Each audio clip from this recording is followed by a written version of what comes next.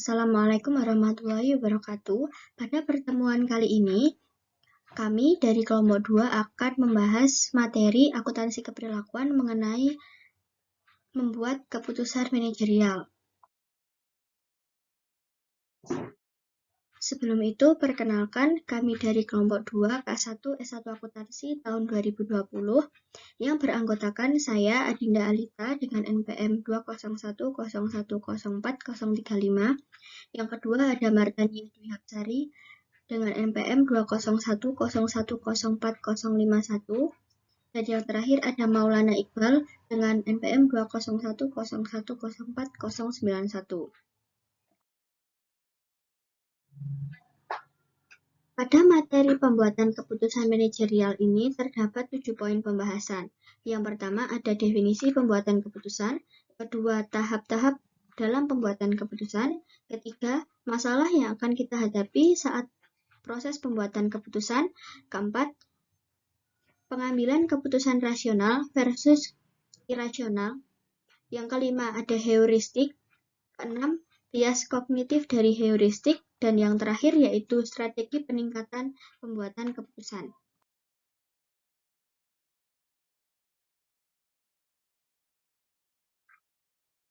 Oke, baik. Kita masuk ke poin pembahasan yang pertama, yaitu mengenai definisi pembuatan keputusan. Definisi dari pembuatan keputusan itu sendiri adalah proses melakukan penilaian untuk menjatuhkan pilihan. Keputusan yang kita ambil harus telah melalui beberapa perhitungan dan pertimbangan dari berbagai alternatif sebelum kita menjatuhkan pilihan dari beberapa alternatif yang ada. Proses pembuatan keputusan harus mengkombinasikan pendekatan yang rasional dan irasional. Pengertian dari proses itu sendiri adalah tahap-tahap atau serangkaian kegiatan yang harus kita lalui dalam usaha mendapatkan keputusan yang tepat, cepat, dan lengkap. Dalam pembuatan keputusan, selain kita harus memilih atau melakukan penilaian terhadap berbagai alternatif yang ada, juga kita harus melakukan tindakan yang merupakan pelaksanaan dari keputusan yang telah kita buat. Untuk tahapan dari pembuatan keputusan, terdapat 8 tahapan. Yang pertama, yaitu tahap mendefinisikan masalah.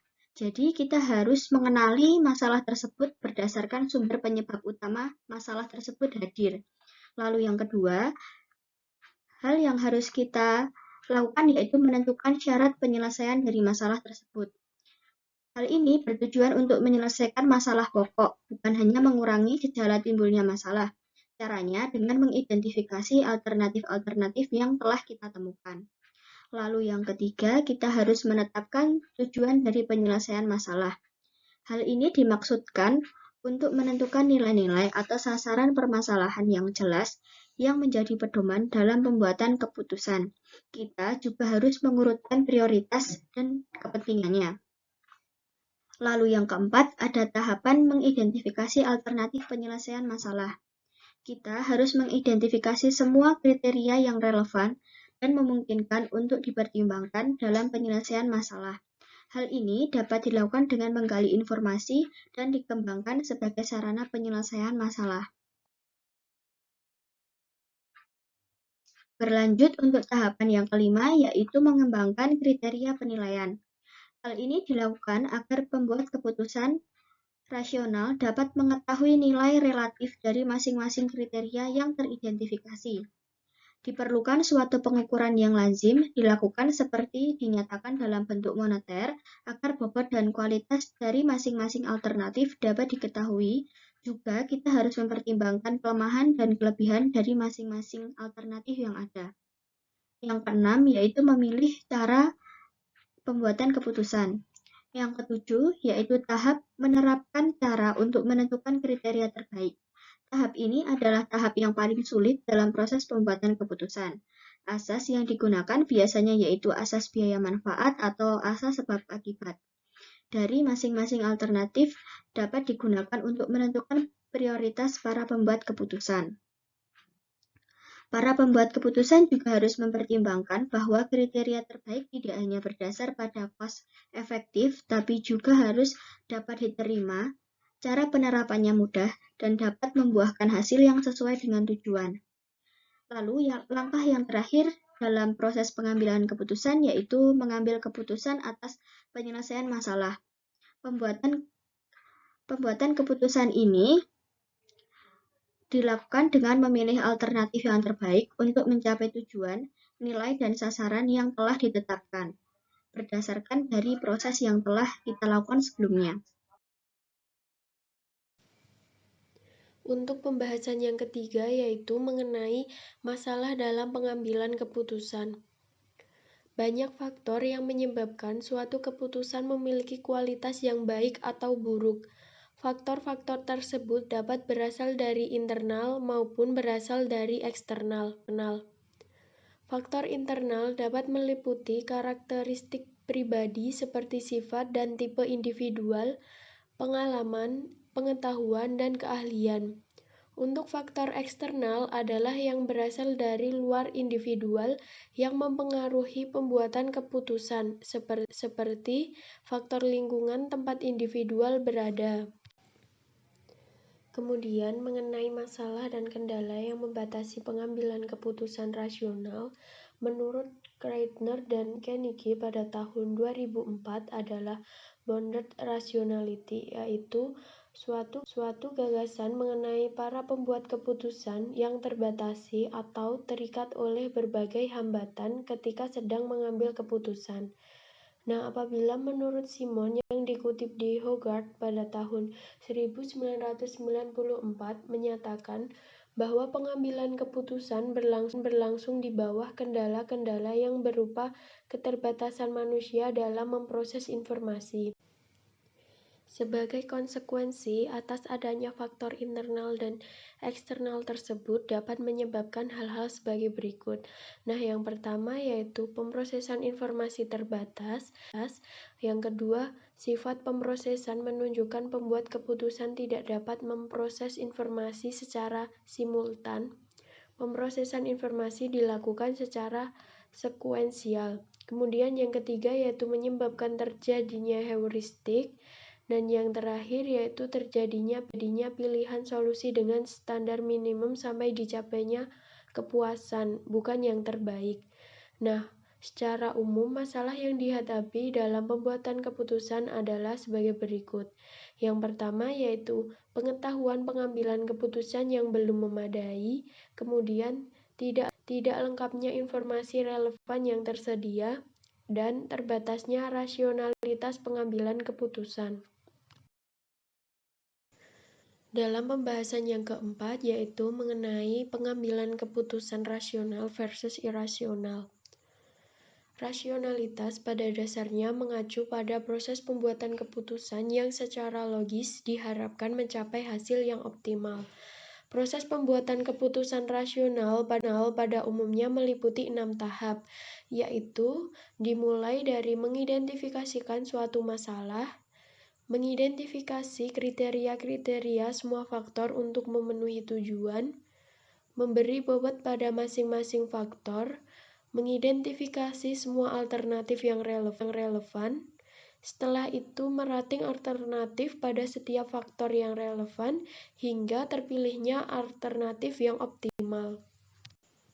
Kemudian untuk irasional atau disebut sebagai bounded rationality adalah suatu gagasan terhadap para pembuat keputusan yang terbatas atau terikat oleh berbagai hambatan ketika sedang mengambil keputusan. Apabila menurut Bazeman pada tahun 1994 menjelaskan bahwa bounded rationality adalah kendala yang membatasi pengambilan keputusan rasional, yaitu suatu kendala berupa keterbatasan individual dalam memproses informasi, sehingga menurunkan pengambilan keputusan rasional. Untuk rangka bounded rationality memandang bahwa individual memiliki keterbatasan. Nah, antara lain yang pertama yaitu keterbatasan pengetahuan untuk mengidentifikasi masalah. Keterbatasan ini disebabkan karena kurangnya kepemilikan informasi. Yang kedua, adanya keterbatasan waktu dan biaya yang menyebabkan terbatasnya ketersediaan kuantitas informasi yang berkualitas.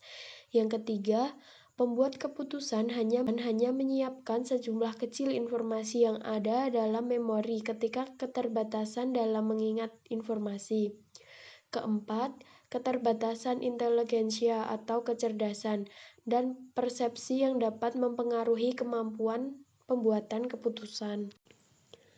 Nah, kemudian apabila menurut Simon pada tahun 1979, bounded rationality terdiri dari dua konsep sentral, yaitu pencarian atau search dan satisficing.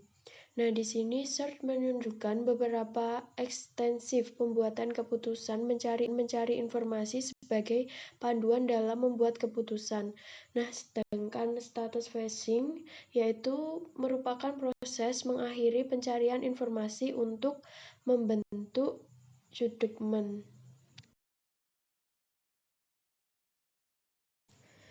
Kemudian untuk pembahasan yang kelima yaitu mengenai heuristik. Heuristik adalah suatu strategi adaptif yang digunakan manusia untuk mengatasi keterbatasan dalam kapasitas pemrosesan informasi. Menurut Kahneman dan Tversky pada tahun 1979 juga menyatakan bahwa heuristik adalah proses pengambilan keputusan yang didasarkan pada rule of thumb tertentu. Nah, rule of thumb tertentu dapat mengurangi permintaan pemrosesan yaitu dengan menyediakan cara yang efisien bagi pembuat keputusan ketika menghadapi permasalahan yang kompleks, sehingga dapat menghemat waktu. Nah, kemudian terdapat 3 jenis heuristik. Nah, diantaranya yaitu sebagai berikut. Yang pertama terdapat heuristik ketersediaan atau the availability heuristic. Nah, di sini seseorang membuat keputusan berdasarkan informasi yang ada dalam memorinya. Untuk keunggulan heuristik ini adalah bermanfaat bagi strategi pembuatan keputusan manajerial karena mengarah pada judgment yang akurat selama bentuk peristiwa dengan frekuensi munculnya lebih besar dan lebih mudah daripada bentuk peristiwa dengan frekuensi yang lebih kecil. Untuk kelemahannya adalah ketersediaan informasi yang dipengaruhi oleh banyak faktor yang tidak berkaitan dengan frekuensi objektif dari suatu peristiwa. Untuk yang kedua, terdapat heuristik kemiripan atau representativeness heuristic. Nah, di sini manajer menilai kemungkinan terjadinya peristiwa melalui kemiripan atas perulangan kejadian yang sama. Untuk keunggulan heuristik ini adalah suatu perkiraan yang terbaik, sedangkan kelemahannya adalah mengarahkan seseorang pada perilaku irasional dan buruk secara moral, seperti diskriminasi. Dan yang terakhir terdapat nilai awal dan penyesuaian, anchoring and adjustment. Nah, di sini seseorang membuat keputusan berdasarkan suatu patokan tertentu dan kemudian melakukan penyesuaian terhadap anchor tersebut. Nah, untuk keunggulan heuristik ini adalah nilai awal dapat diperoleh dari informasi sebelumnya atau informasi tahun lalu. Sedangkan kelemahannya yaitu perbedaan nilai awal dapat menyebabkan keputusan yang berbeda untuk masalah yang sama. Bias kognitif dan heuristik. Secara sederhana, heuristik dapat diartikan sebagai rule of thumb, yaitu suatu tindakan praktis dan sederhana yang dilakukan seseorang ketika mengambil keputusan dalam kondisi ketidakpastian yang tinggi. Kahneman dan Tversky tahun 1973 menyatakan bahwa dengan heuristik, seseorang tidak akan berpikir rumit menggunakan hukum-hukum matematis, mengabaikan hukum normatif, dan cenderung berpikir pragmatis. Heuristik sering digunakan untuk menilai probabilitas dan memprediksi nilai. Bias kognitif merupakan suatu situasi ketika seseorang tidak secara tepat menerapkan heuristik dalam membuat keputusan. Beberapa bias kognitif sebagai akibat ketidakpastian penerapan heuristik.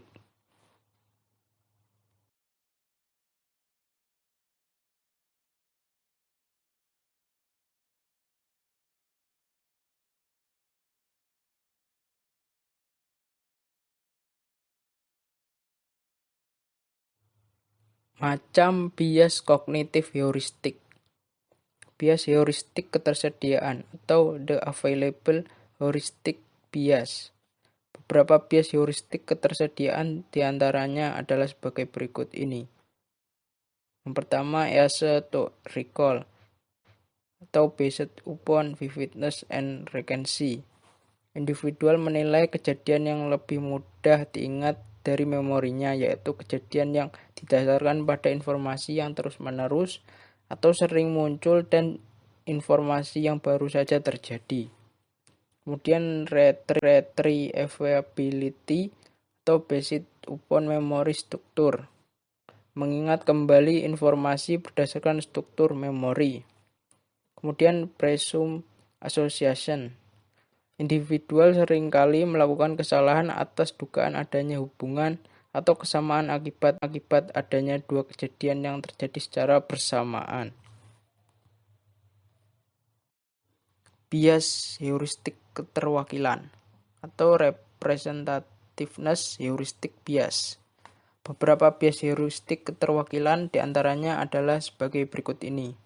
Yang pertama mengabaikan tarif dasar atau insensitivity to based rate dalam menilai kemungkinan suatu peristiwa apabila terdapat informasi deskriptif lain yang tersedia meskipun informasi tersebut tidak relevan. Kemudian mengabaikan ukuran sampel atau insensitivity to sample size. Individual seringkali gagal mengapresiasi ukuran sampel dalam menilai reliabilitas informasi sampel. Kemudian kesalahpahaman terhadap kesempatan atau misconception of change.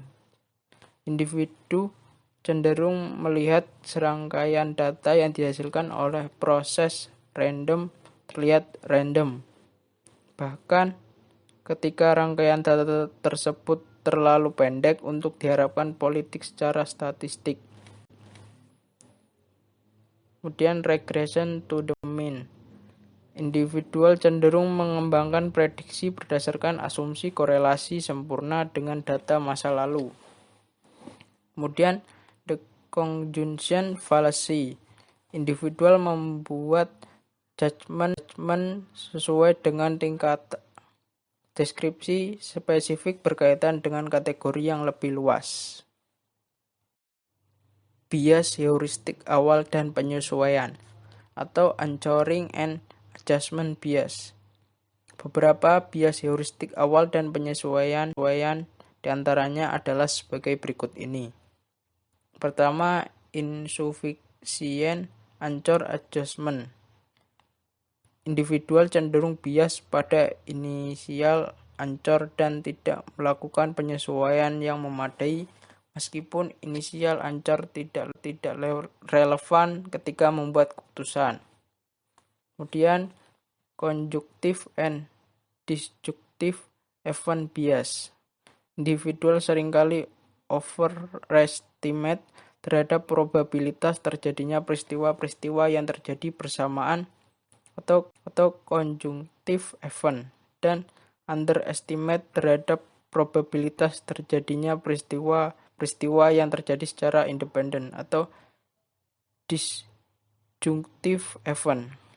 Kemudian terlalu percaya diri atau overconfidence. Individual terlalu percaya diri atau overconfident mengenai kemampuan estimasi dan tidak mengetahui ketidakpastian yang aktual. Bias heuristik lain. Beberapa bias heuristik lain diantaranya adalah sebagai berikut ini. Yang pertama, terperangkap konfirmasi atau confirmation trap. Individual cenderung mencari bukti konfirmasi dan mengabaikan pencarian informasi yang tidak mengonfirmasi dalam pembuatan keputusan. Kemudian, hindsight and course of knowledge. Bias hindsight adalah bias yang melihat masa lalu atau peninjauan ke belakang. Strategi peningkatan pembuatan keputusan. Terdapat 4 strategi alternatif dan komplementer untuk membuat keputusan yang lebih baik, yaitu acquiring expertise, debiasing judgment, using linear models, dan adjusting intuitive prediction. Dari Bazerman tahun 1994. Yang pertama, memperoleh pengalaman dan keahlian atau acquiring experience and expertise.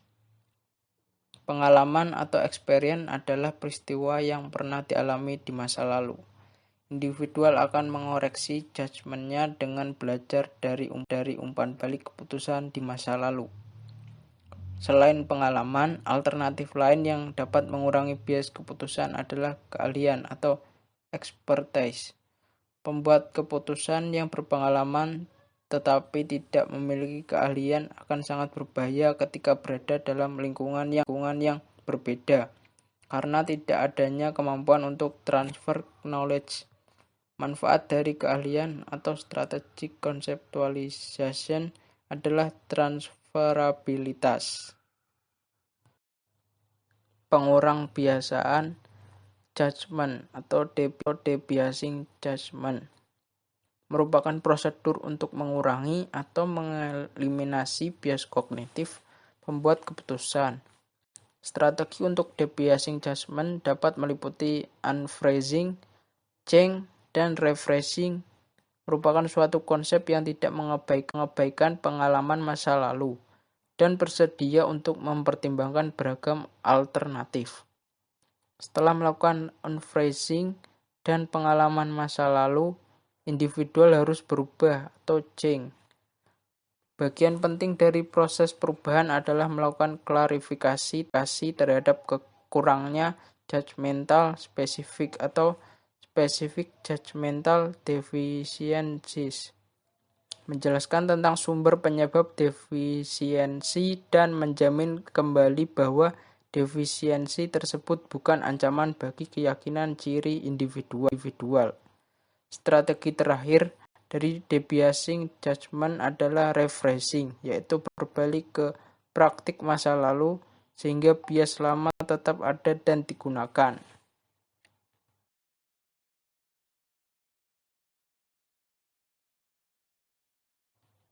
Menggunakan model linear berdasarkan pertimbangan ahli atau using linear models based on expert judgment. Strategi peningkatan judgment yang telah dijelaskan sebelumnya adalah adanya pengalaman dan keahlian, serta debiasing judgment. Alternatif mitigasi adanya bias judgment adalah pakar atau expert untuk membangun model linear yang menstimulasi judgment dalam pembuatan. Alat analisis statistik yang digunakan biasanya adalah analisis regresi. Menyesuaikan prediksi intuitive adjusting atau intuitive prediction. Mengatur atau mengkaji prediksi intuitif merupakan suatu kondisi atau situasi kerja manajerial yang meminta untuk hasil keputusan dan situasi kerja manajerial yang meminta untuk mengkaji keputusan dari pihak lain, mentransformasi rekomendasi ke dalam keputusan, dan menyesuaikan keputusan yang telah dibuat sebelumnya. Kahneman dan Tversky tahun 1982 memberikan 5 prosedur penyesuaian secara sistematis sebagai berikut ini, yaitu pertama memilih kelompok perbandingan, kemudian mengukur distribusi kelompok perbandingan, kemudian menggabungkan estimasi intuitif, kemudian mengukur predictabilitas peramalan analisis, kemudian menyesuaikan intuitif estimasi.